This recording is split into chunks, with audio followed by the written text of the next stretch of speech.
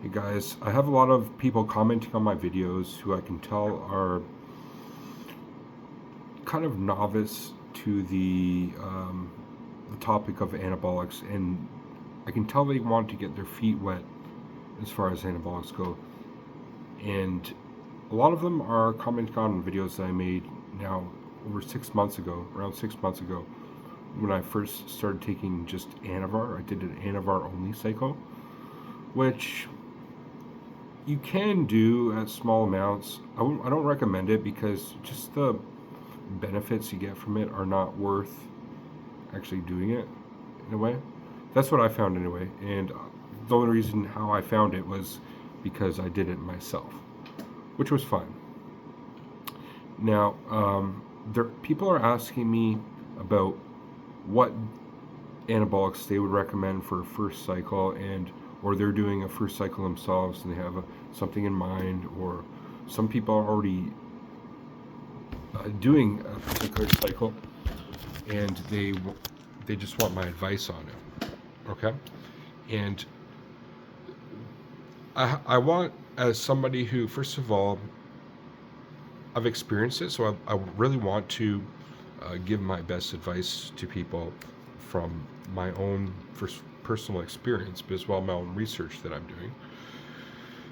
But as well, do it in a way that's not going to like give bad advice or misdirect people, if that makes sense. And so the best way to do it is just to explain my overall philosophy with anabolics. There's no other way I can explain to do it, because I've people who are just starting out that venture, I can empathize with them because I was there myself. And what I can empathize with is it's a bit of a leap, okay, to do it. And if you're going to do it with the right goals and aspirations. It's not one of those things that is necessarily a bad thing. Like, steroids are bad, no. But at the other aspect of things, steroids is good. Let's all do steroids. No, that's not good as well. To just approach it that way.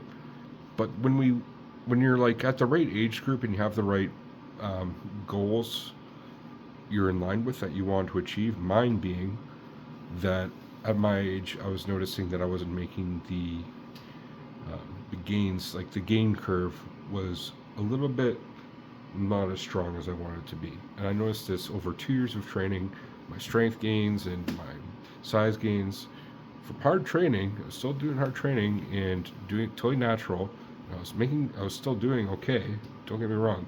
But it was like, come on, like after 2 years, I should have improved a lot more than what I was, the effort I was putting in. So that's why I decided to do it. And if that's one of the reasons I would recommend, if you're my age, around 40 years old, that I would do it. So let's start there. Second of all, the compounds that I recommend taking are ones that are low risk but high reward. Now, which ones would I recommend? I can only recommend the ones I have experience with, which are primobolan and testosterone. And I think that is one that was recommended to me that has that profile, the steroid profile, which is high anabolic and low androgenic rating on the primobolan. Testosterone is 100-100, so it's kind of a balance. Now, you get the test base, and the method on how I did it is you start with a TRT dose, and you titrate the dose up 50 milligrams a week, roughly. You can go up to 100 if you really want, but 50 you'll get a week. You'll get to a point where you'll hit a wall. Where you'll start noticing the estrogenic effects. Okay? And this is why I recommend titrating at 50, because if you go 100, you might jump past that threshold of the estrogenic effects that you don't want to, that you want to gauge. This is about just gauging what you can handle. For me, it was around 400 to 450 testosterone. when I started really noticing estrogenic effects, being like my nipples were getting hard, and I was getting acne, things like back knee, things like that. So at that point, then I introduced the secondary compound. For me, was the Primobolan, which counteracts estrogenic effects. Now everybody responds differently, but generally speaking, if you do a 1-to-1 ratio, it's highly likely at that dosage that you should be okay. Some people, depending on the testosterone dose, do less Primobolan, and some people do more Primobolan than testosterone ratio. I did a 1-to-1 ratio, and it worked well for me.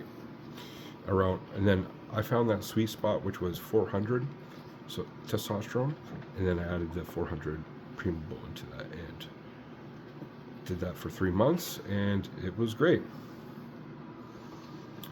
The only things that I noticed was an increase in blood pressure. So monitor that.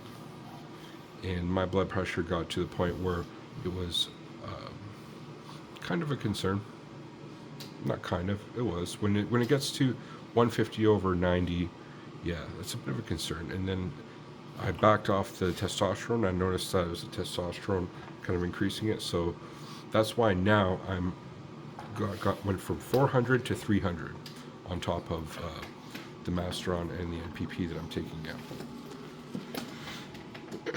But to get back to the whole philosophy of why to do it, and for some people who want to get their feet wet doing it, it takes a bit of a leap. It's like, the analogy I can think of is when you're young and you're like 4 years old, you're wearing your water wings on your arms, and your dad's in the deep end of the pool, and he's telling you, Billy, jump into the deep end. And you're like kind of at the edge of the fucking diving board or wherever it is, and you're like, I don't know. You run up to it, and then you run back, and then you run up to it, and then eventually you just jump in, right? It takes that leap of effort into the unknown, and the unknown is scary. And taking anabolics is something that, it's like being bit by the vampire. You are locked into that for the rest of your life, potentially.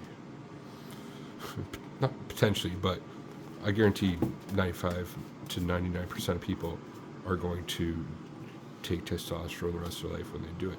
But it's like, at the same time, are you going to breathe the rest of your life? Are you going to eat food the rest of your life? Are you going to exercise the rest of your life? I hope all the answer is yes to all those. So why not take a supplemental dose at that age of something the rest of your life as well? It's a commitment. Fitness and nutrition and being your best potential self in life, being a best man in life, is a commitment.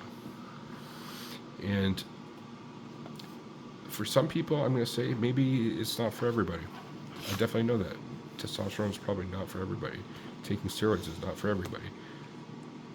I have friends asking me about it because they know I'm doing it, and they're asking if I recommend for them, and I know that they're not the best. Like, they don't have the commitment to the gym and the food aspect of things. They're not, they're not the healthiest people. So I'm like, no, don't do it. Somebody who's committed to the gym, committed to has a next level of aspirations, and it all comes back to that goals. Like, it depends what your goals are. If your goals are to be your best self and to really put your fitness and health first, especially at my age where I'm at, like that 35 to 40 years old, then definitely recommend it. Is that just because we're in a midlife crisis and we want to, stroking our ego to be like, more good looking and whatnot? You know what? A lot of people, that's their goals, and I'm not going to judge them on that. For me, it's about being functional at my best capabilities at my age. That's what I'm in it for.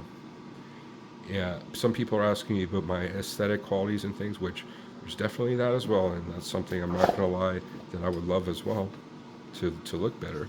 But for me, it's about being there's a performance aspect to it. That's why it's a performance enhancing drug, PED. That's what I'm in it for. So if what I'm talking about aligns with you and you're thinking about getting into it, then I would consider it. If what I'm talking about is like, nah, this is totally bullshit, then don't do it. Or, follow your own advice. Let me know how that goes. But other than that, that's all I have to say about this video. Peace.